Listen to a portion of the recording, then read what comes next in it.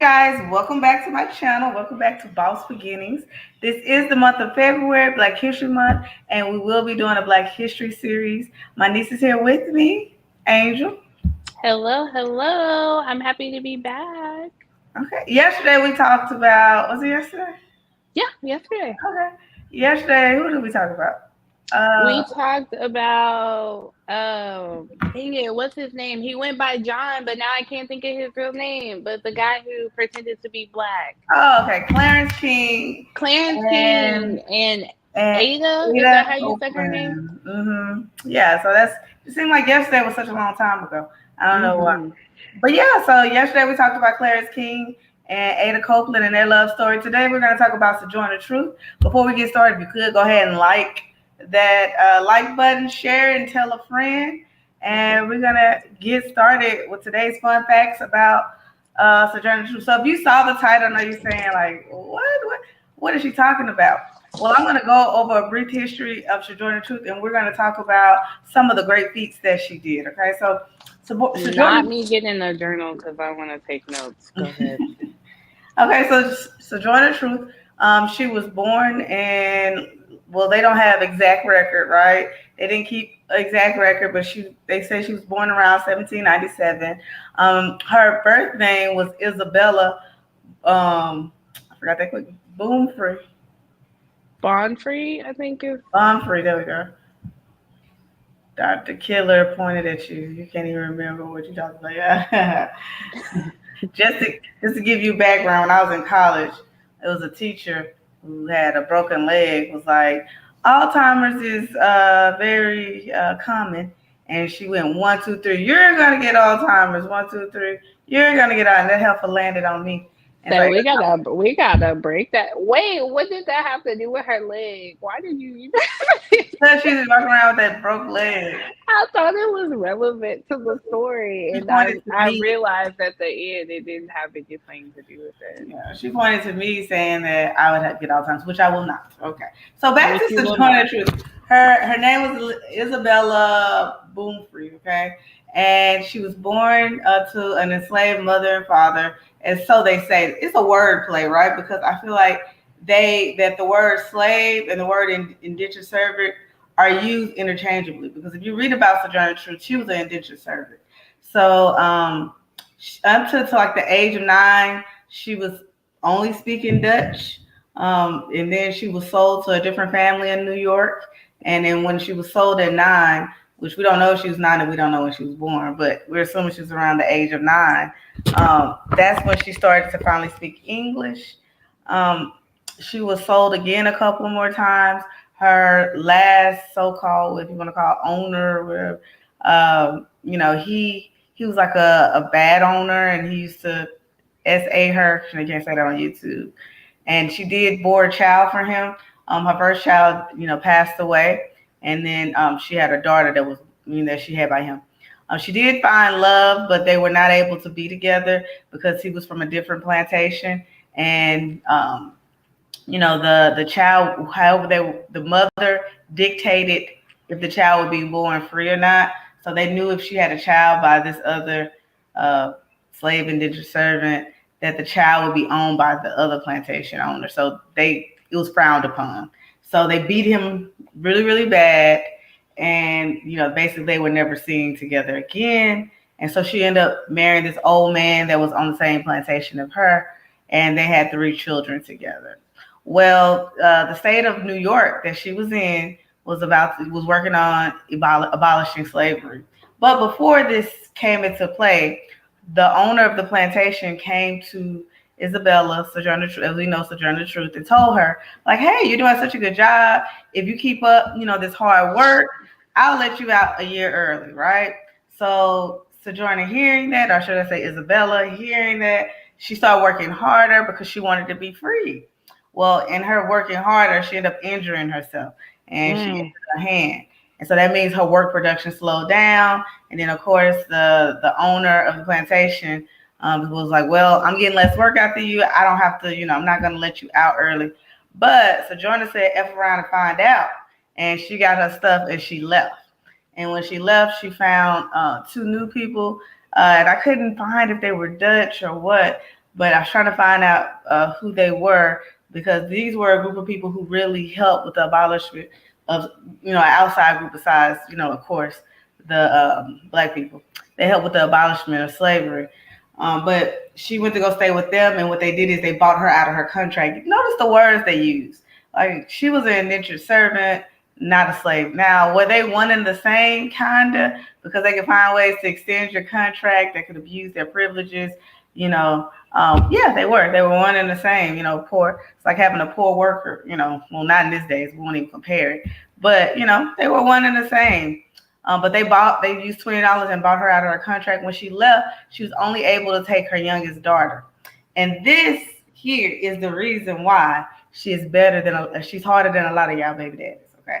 Because she was not able to bring her 5-year-old son, Peter, with her. And she found out shortly after she left that they had sold her son illegally, her son Peter illegally, to a plantation owner in Alabama. So you know what she did? She didn't say, oh, the court systems are against me. Why should I have to go through all of this? She didn't say any of these excuses. What she did was she did use the name of the people that bought her out of her contract. She used her first name, Isabella, with their name. And she sued the plantation owner because her son was sold illegally, basically. And she sued them. Now, it did take years, so it wasn't easy. It didn't just happen overnight. Thank you. She went to court to win her son back, and she won. And she's one of the first people, the first black woman to win against a white man in court, according to the statistics. Also, I'd like to add that she wrote later, that's when she changed her name because she became jealous. Well, didn't I ask you to stay in your room? I can still hear you. You didn't mute. Sorry. But she later, changed her name because she felt like God wanted, led her to the name Sojourner Truth, that she was, her purpose in life was to spread the truth. And she wrote a poem that I want to read to you. But before I read the poem to you, I do want to make it known that Sojourner Truth did not speak with a Southern accent. Like I said, she spoke Dutch her whole life. Well, not her whole life, but up until her primary language was Dutch until she was 9 when she was moved. So the woman who wrote down the speech for her purposely went back and edited it to give it more of a slave dialect, if I would say. And so it's called Ain't I a Woman? Now, I don't know. That's not funny. It's just because, nobody speaks like that except True. But also, it wouldn't make sense for her to have spoken like that, even if she spoke Dutch. Like, even if she didn't do that. Because then you say before that, she was a New York slave? She was in New York, yes. She was from New York. But they went back in and they edited and they gave her, I guess, what they felt like would be a better, would resonate with people. But even though she didn't write she did write it, even though it was edited to fit, to fit the narrative that they wanted. I'm going to read it. So basically, she was in this poem, she's talking about, not being seen as a woman, right? Because they said in those times, if you were a slave, when they thought of slave, they thought of men. And when they thought of women, when they thought of slave, they thought of black men. And when they thought of women, they thought of white women. So she was expected to do all this hard labor. And while she didn't say, ain't I a woman, she said something to this effect. And I wish we could hear it in the way that she wrote it and intended for it to be heard, but we don't have that copy. It says, well, children, where there is so much ratchet, there must be something out of the Kittler. I think the twixt the Negro of the South and the women at the North all talking about rights. The white men will be a fix pretty soon. I'm sorry, it's written big, so I gotta go back and forth. But what's all this here talking about? That man over there says that women need to be helped into carriages and lifted over ditches and to be in the best places everywhere. Nobody ever helps me into carriages or over mud puddles or gives me any or gives me any ditches best place ever. Nobody ever helps me into carriages over mud places or give me any best places. And ain't I a woman? Look at me. Look at my arms. I have planted and gathered as barns, and no man could head me. And ain't I a woman? I could work as much, eat as much as a man, and when I get it, and I bear the lash as well. And ain't I a woman? I have bore 13 children. This makes me wonder because when I read about her, she only had 5 kids. She had the two in her early life, and then she had the three with her husband. But this says I had 13 children. So I wonder if this was one of the things that was changed. Or maybe she lost a lot She and could they have. just didn't. Well, she said I have 13 children and Because seen it said all of I them sold bore off them, into so slavery. I'm just saying, like, she could have lost a lot, early on. Well, it says I bore 13 children and seen most all sold off to slavery. And when I cried out with my mother's grief, none but Jesus heard me. And ain't I a woman? Then they talk about this thing in my head. What's it called? What they call it? Intellect. To the member of the audience whispers intellect. That's it, honey. That's what they got to do with a woman's rights or a Negro's right. If my cup won't hold but a pen and yours holds a quarter, won't you be mad not to let me have a little half measure full?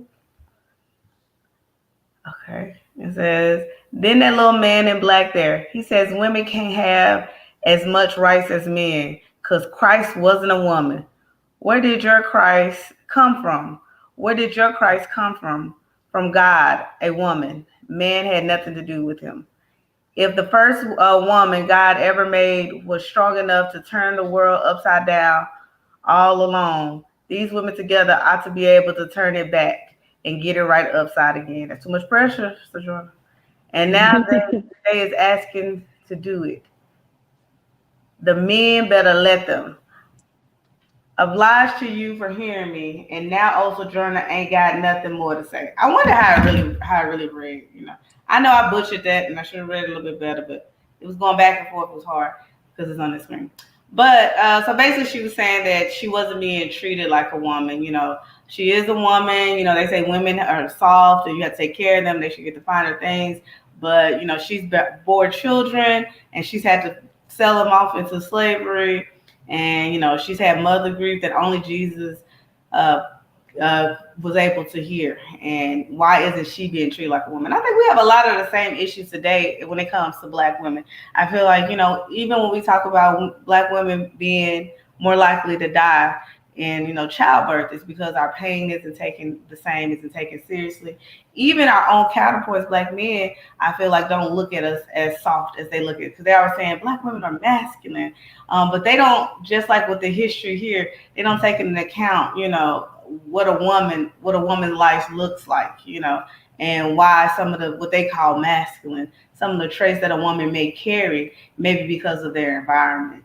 And then they look at other women that may not have the same walk as you, that aren't positioned to be in the same positions as you are. And they say, oh, they're softer, they're nicer, but they've lived a softer life, or they haven't had to be placed in, certain situations that makes them hard. I even think about something as simple as they say black women are mean when a man is trying to talk to him. And it's like, well, if you've been in a situation where you've been cursed out before, or if you smile too hard, it can be taken as you flirting, and then take it to the next level. And people say, well, why were you there? Why were you smiling in his face if you didn't want the advances? Or why did you have this outfit on? Like that could lead to this shell that comes across as hard. But at the end of the day, am I not a woman? Do you have anything to say about that? Yeah. Well, one, I think it's sad because it's like, oh, okay, cool. Like, we have so many of the same issues. Like, it's so sad. But I think, too, like, don't tell me I'm mean when you're trying to talk to me, because at the end of the day, like, to be a black woman is Mm-hmm. to get the worst parts of the stereotypes of being black, right? Like, I Mm-hmm. think about going to the same doctor as like a friend of mine a while back and having to, like, I'm struggling with like postpartum, I'm struggling with like my mental health, I'm like struggling. And that they were kind of like annoyed at me for struggling.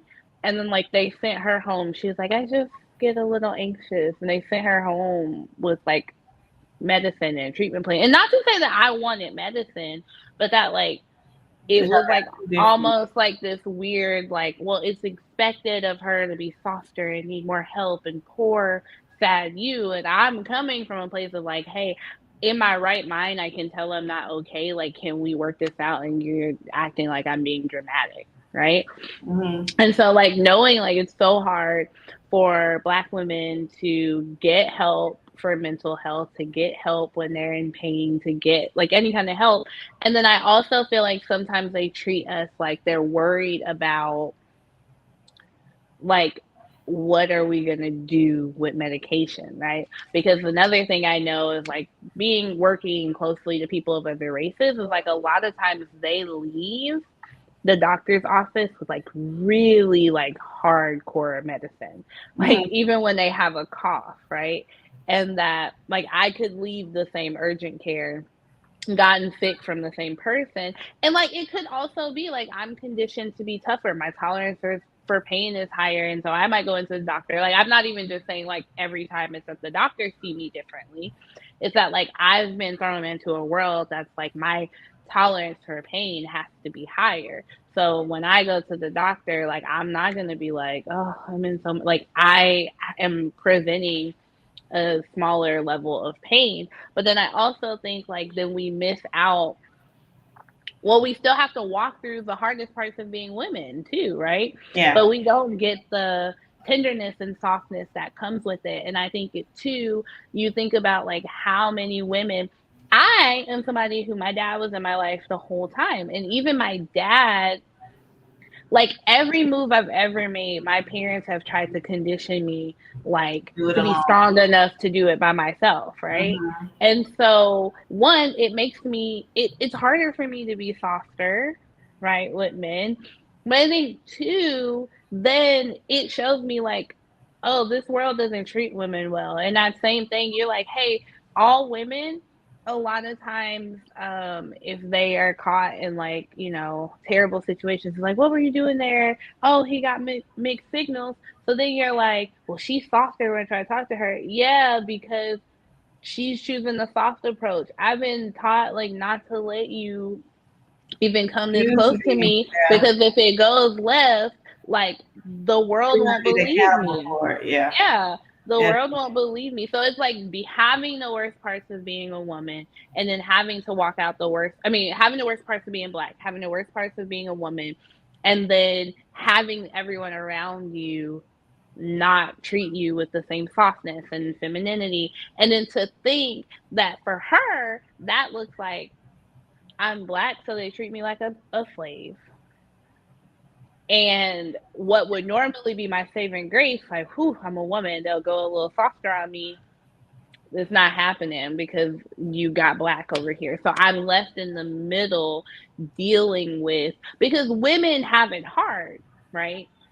But then at least, I don't want to say at least, but then you're like, okay, but at least someone over here will treat me with like a little softness Right. amongst all the other stuff I have to deal with. And so as a Black woman, you're like, I don't get the softness that comes with being a woman, but I get all of the heartache and just struggle. And then I don't get even the kind of authority that sometimes can come with being a Black man, but I get the struggle of being seen as Black. You don't And get so the you voice, sit. but you get the backlash Mm-hmm. of being, people won't take you as seriously because you're a woman. And I think I didn't even realize that was happening until I was older because of course, I've always been a Black woman, right? So sometimes when things happen to you, you don't assume it's well, at least me, I didn't assume it was happening because I was a woman or I was a Black woman. I just Mm-hmm. thought this is the way life were. And as I got older, I started to know, it's like, oh, like, okay, this is, or my first teaching job where my principal like took me to the side and said I should have been able to handle these kids. AKA she felt like because I was a black woman, I should be able to handle the difficult black students. Not saying, in my mind, I'm thinking you should have gave these to dudes, or spread them out so everybody gets them. But it's like, no, these are your people. You should be able to handle this. Da da da da. So you're not able, and then if you get upset, like you said, the angry black woman stereotype Mm-hmm. of, well, calm down. I have I have such a soft demeanor that people do tend to like treat me with softness, right? So Mm-hmm. I didn't know this until after I had Carter, where it's like when I'm trying to say I'm in pain, it's being disregarded because I have a softer demeanor, so people can treat me very like soft, but also I was raised like you got to be able to do it by yourself. You need to be tougher. Yeah. So my pain tolerance is higher. And so it wasn't until I'm like, I'm actually in pain and people like I get migraines regularly, and people outside of my race will tell me all the time, like, go to the doctor. They should give you something for that. And I'm like, no, I've been to plenty of doctors Mm. just for the fact that I get regular migraines. I have never left with a prescription for anything or any real like treatment plan. Whereas like I know people who went in like this is recently who went in one day and like you know me personally, so you actually know like how much migraines like Right. contribute to I my don't get everyday them. life. But but like that I'm in there trying to tell a doctor, like, hey, trying to tell my doctor. I even went so far as to get a primary care physician to see regularly so that I could be like, hey, you see me all the time. Let's work through this because I am getting migraines all the time. And I've never been able to like leave with treatment. And so I think when because in general men are very soft with me, but I know that my presence is softer than what they associate with black women. Like I show up with a softer presence, like I hear that all the time, which is really frustrating too, like that I'm not like other black women, but it's Yeah, just they that like always trying to put people in categories, and then mm-hmm. they feel like once they put you in a category, they feel like they can disrespect everybody else because we're saying you're different. No, It's like you're not like them, I'm but them. What are you talking I'm still them, about? right? Like, and I was having this conversation with one of my friends this week, and I was like, it's so weird when people tell me that because I'm like, because I was just talking to her about the importance of like being a part of the telling of your story. I'm like, because if you let other people tell your story, they're gonna base it off of like what is familiar to them. I'm like, so when people tell me like, oh, you're not like other black people. I'm like, You that's don't not know enough true. black people. I'm like, you ran into two people because most people I know are just like me. Like me, Like, yeah, and so it's like being a part of the narrative that's told. And so I think that, I'm like, and that's still rude because no matter if you think I'm not like other black people you've met, like I'm still a black person. yeah. Um, Do you think, like, when you talk about Sojourner Truth, I'm just in here thinking, like, the fact that she was promised to be freed, and she just got up and she decided to leave and take her youngest daughter with her. What do you think that conversation was like with her husband? Because he didn't decide to leave with her, and so it makes me wonder again. I feel like a lot of history has been us putting stuff on our backs and us making these bold decisions, like, oh, I'm mm-hmm. just not going to do it. And maybe they talk about the position of the woman in the black community, how we kind of lead. But I kind of feel like, we were put in these positions and we had to make those hard decisions, which I understand that, maybe a lot of the men were docile because they were beat, into submission. And, or maybe having kids makes you more likely saying, I'm not going to stand this for me and my child. I'm just getting out of here. I don't know what the answer is, but, it's to be mentioned that her husband didn't come with her. That's over here somewhere. That's my daughter. She's Oh, okay. I'm like, what's going on? See, I'm a mother, so I just ignore it. I saw you I'm walking a around. mother too, but Yeah, I I'm know a you. age. I'm I didn't like, mean like that. But yeah, it's over here, so I don't even hear it. Like, oh yeah, there's some noise going on. But he didn't go with her, and they don't explain why he didn't come. And I'm pretty he sure she. was probably afraid. And yeah, I think women, I mean, I guess we can't speak for him because we don't know what he did, but I think women tend to have a threshold of This is enough. unacceptable. Yeah.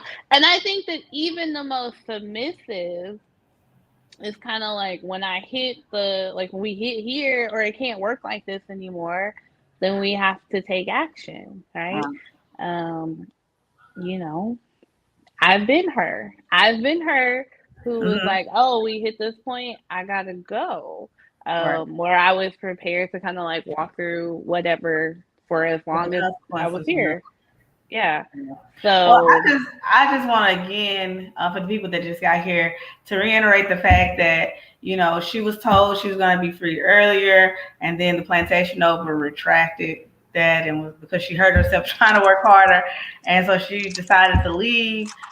She found a home where they took her in. They bought her out of her contract because she was an indentured servant. And on top of that, then she found out that her son Peter, who was 5 years old, that she had to leave behind when she escaped. And I'm wondering if her having to leave him behind was the dad saying, leave him here. You just take the smallest one and go. And then she has to hear after she's left her child. I'm making up my own narrative. Mm. I don't know. But Dang, and you think like I would imagine like men would sell for more. So like the dad being like, "Yeah, you can sell him." Like, yeah. And but then then she like she probably wouldn't leaves, have right? won in court. Yeah. Then she leaves, right? And she has to hear through the grapevine, right? Like, hey, your son has been sold to Alabama, which is illegal. And she go, I left him with one job, which was to keep the kids together. Now I'm making this up. I don't know that this happened. But I left him with one job, which was to keep the kids together. And I'm hearing now that my son has not only been sold to Alabama, but they're treating him horrible down there. They're beating him. And my son is 5. So you know what she does? She, like I said before, she doesn't state there's no way I can win because Hmm. I'm not even considered a person under the Constitution.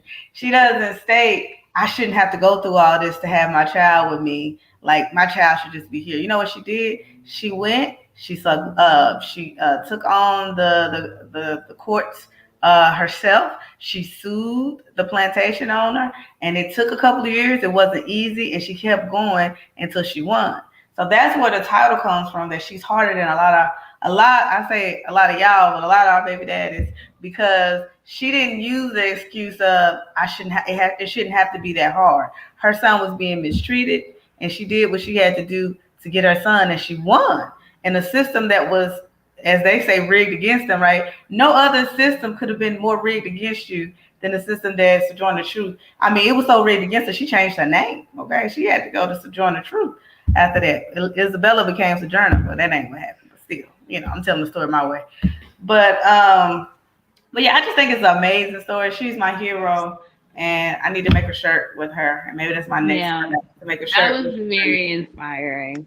And I think I was having a really hard day, and then that really just put my life into in perspective. perspective. And then after she goes through all of that, she still uses the rest of her life to become a person who speaks truth into people's lives and spread the gospel of the word and the gospel. And she lets people know, that I'm a woman. Not only am I a former indentured servant and a mother and all this, I'm a woman. I deserve to be cared with the same gentle hands that you care for other women. And I think that's a speech that can still be given today, and something that we still, have to remind people today.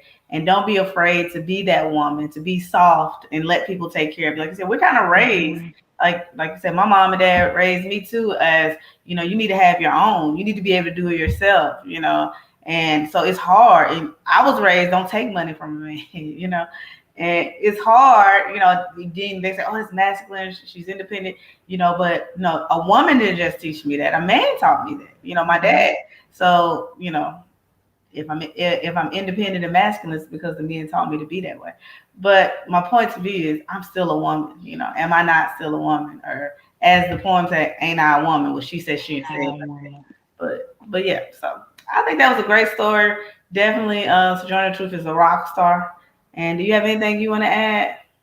No, that was pretty much it. I'm just like, okay, there's no excuses. Like she could go No. back and get her baby, in a court system that's rigged against her.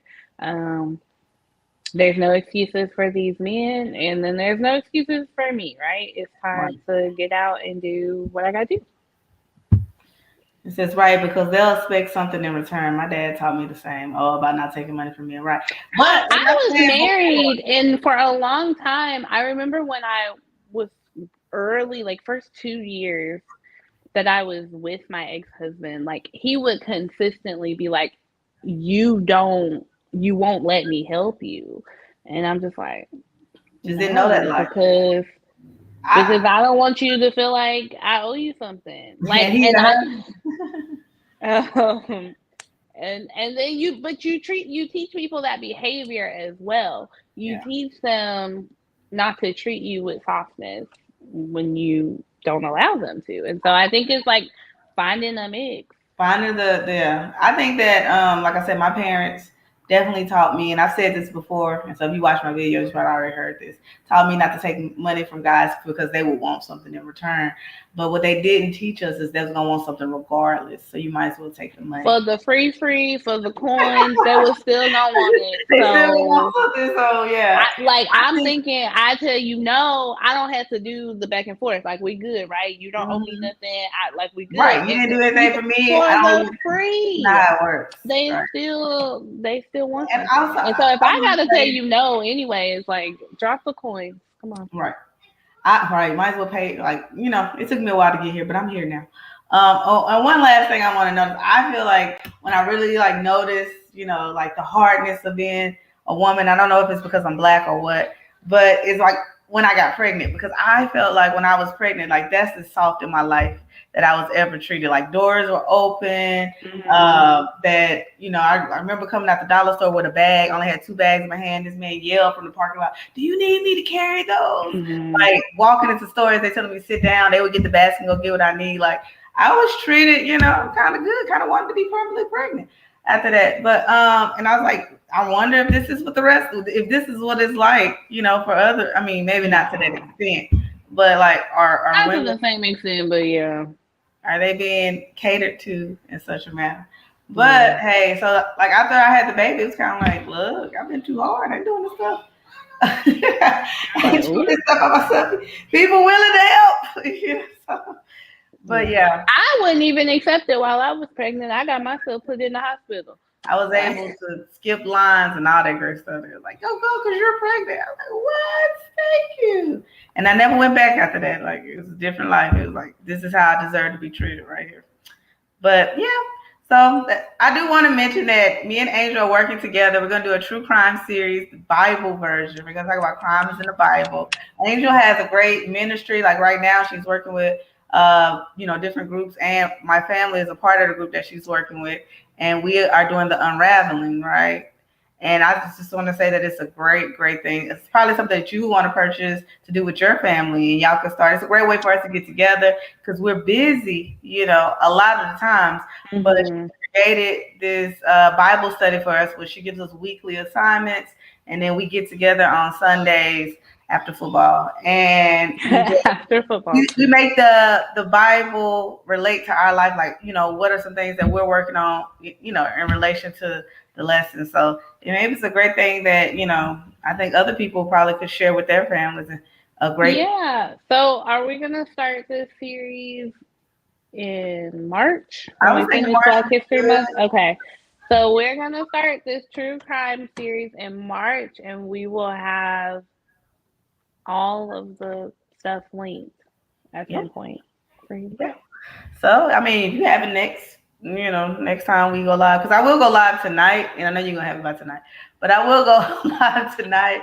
And because I want to talk about postpartum depression and the nurse that unalived her 3 children, and the failures of the system and the father in that situation. They weren't Sojourner Truth. So we want to talk about that tonight.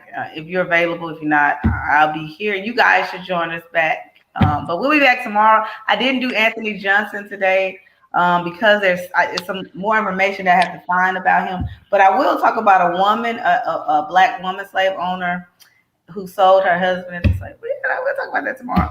But we will talk about that tomorrow, and bring up some more fun facts about history that we don't hear every day. If you have somebody that you want me to discuss, by all means, put in the comments. Let me know what you thought of this discussion. Do you feel like that women, that black women are still not really seen as women to a certain extent, right? We're not seeing it soft. We're expected to be able to carry the brunt and be able to make things happen. And do you feel like men just have excuses when it comes to like being there for their kids because if Sojourner could go out and be an indentured servant and bring her child home, there's really no excuse for anybody else. It's like the system is not against you, sir, and we no longer want to hear that excuse. So, but until next time, thank you again, Angel, for being on here with me. I And love it. until next time, guys. As I always say, we ain't craft on this week. Keep your crafting going. I have a short posted late a little bit about a new craft I just learned. But stay crafting, guys. Bye. Bye.